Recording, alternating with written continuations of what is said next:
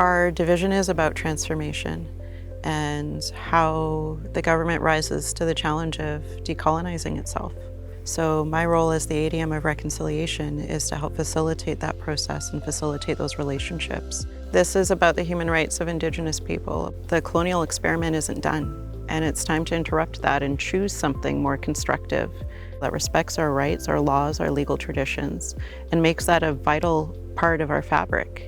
Jessica's work really impacts the citizens of British Columbia. Her leadership has an impact not only across the public service, but it's transforming how government is doing its work. Jessica's peers across government, through her leadership, have really taken a whole of government approach. When we approach our work now, we're really thinking about the citizens' interests across government, and it's a much less siloed and individualized ministry approach to this work. Well, obviously one of her biggest accomplishments was the Declaration Act.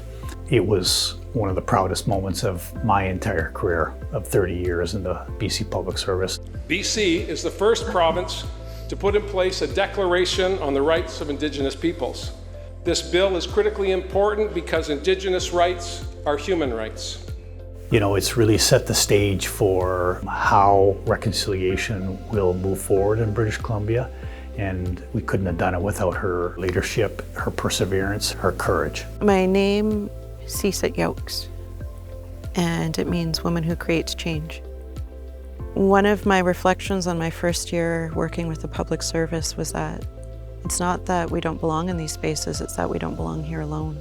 I work very hard to ensure that we hire a diverse staff, and there's this idea that Indigenous leadership is optional, that Indigenous participation is a nice to have, but we really have to get on with our business. And I know that that is an unlearning, but it's an unlearning I'm quite invested in. I think Jessica champions the inherent human rights of Indigenous peoples and champions the need for reconciliation and why we're doing this. And I think that is the most important piece of work that she has really, that you can have different deliverables, but it's the spirit and the intent of what reconciliation is that Jessica has championed across the public service, and I think it's made a massive difference in how we work. I call Salt Spring Island home. I love it because I'm near the ocean, and I can harvest wild food as well as harvest from our farm, and I can be with our family. I love being able to be a part of the land and know what the seasons feel like and know what they're telling us to gather our medicines.